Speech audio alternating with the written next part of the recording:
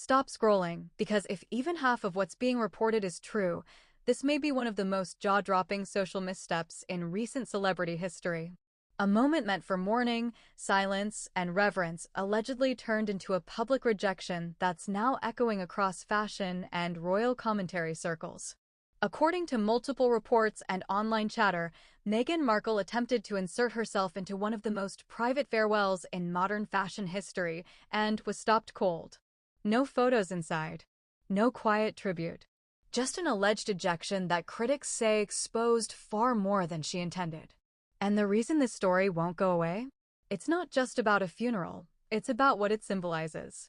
On January 23rd in Rome, the Basilica of Santa Maria degli Angeli e dei Martiri became the epicenter of global fashion grief as the industry gathered to honor Valentino Garavani, the legendary designer whose influence shaped decades of couture, royalty, and red carpet history. This wasn't a casual public event, it was a tightly controlled, invitation-only farewell reserved for those with genuine personal or professional ties to the icon.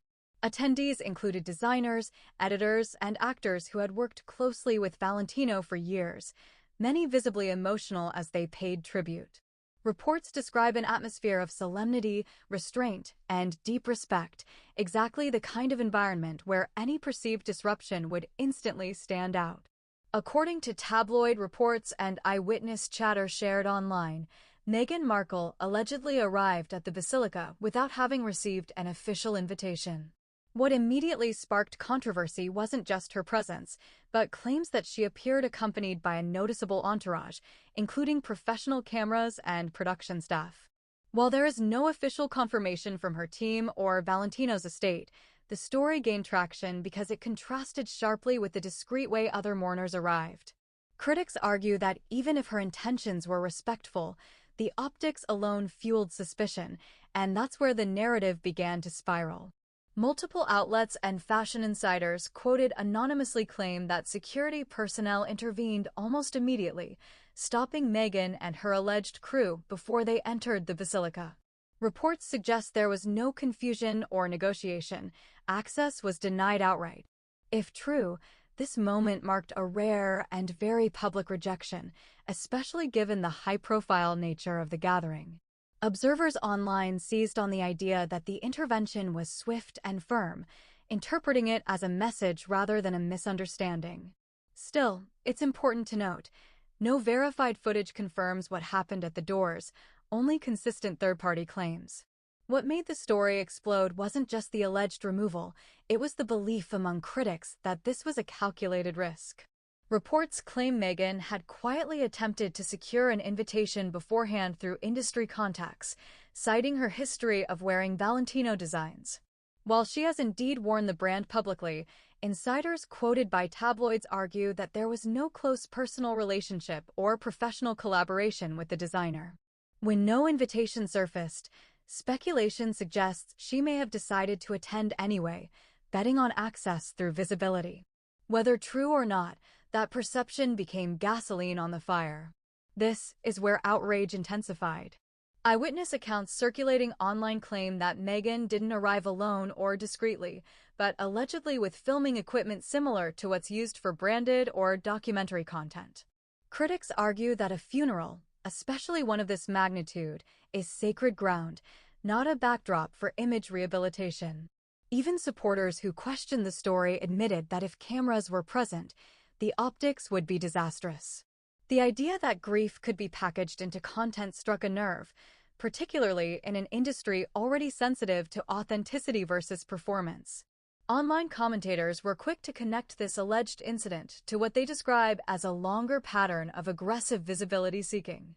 From reported Fashion Week appearances to strategic outfit choices at global events, critics argue Meghan has often blurred the line between participation and promotion. Former colleagues and fashion insiders quoted in interviews over the years have described similar tactics: persistent outreach, strategic networking, and bold self-placement. Again, none of this proves intent, but the repetition of these claims has shaped how news stories are received, fairly or not. What truly amplified the backlash was timing. The reports surfaced during a period when Meghan's public image is already under intense scrutiny, with ongoing chatter about Netflix performance, staff turnover, and stalled lifestyle ventures. Whether these reports are exaggerated or accurate, they created an environment where critics were primed to believe the worst.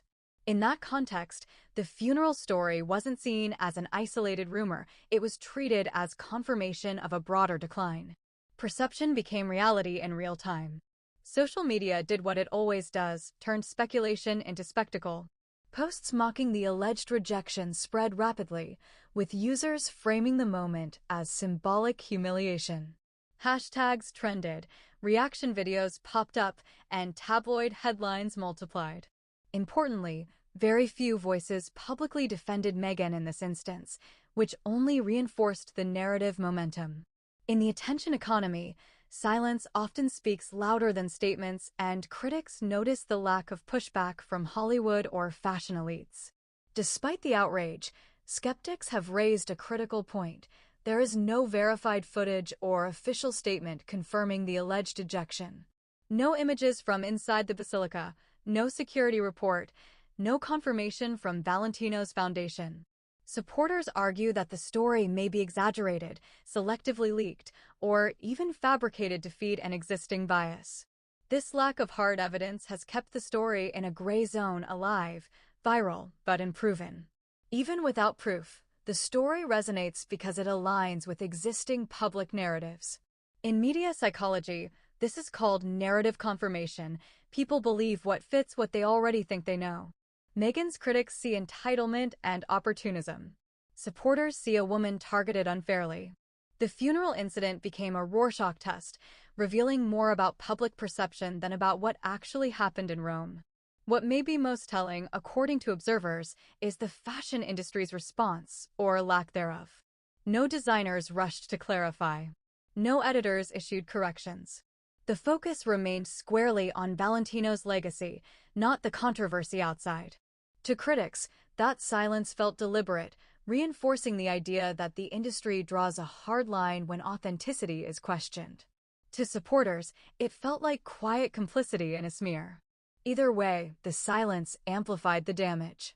At its core, this story taps into a deeper cultural tension: authenticity versus ambition. In an era obsessed with branding, audiences are increasingly unforgiving when ambition appears to override sincerity. Valentino represented timeless elegance, restraint, and discretion. Any perceived attempt to attach oneself to that legacy for visibility, fair or not, was bound to provoke backlash.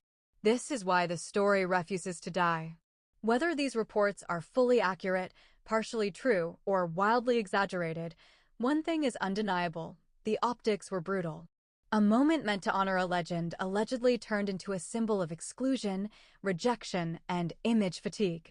The cameras may not have captured what happened inside the basilica, but the story outside has already cemented itself in public consciousness. The real question now isn't what happened at the door, it's what happens next. Does this become a turning point, or just another chapter in a saga defined by controversy? The world is watching, and this time, it's not looking away.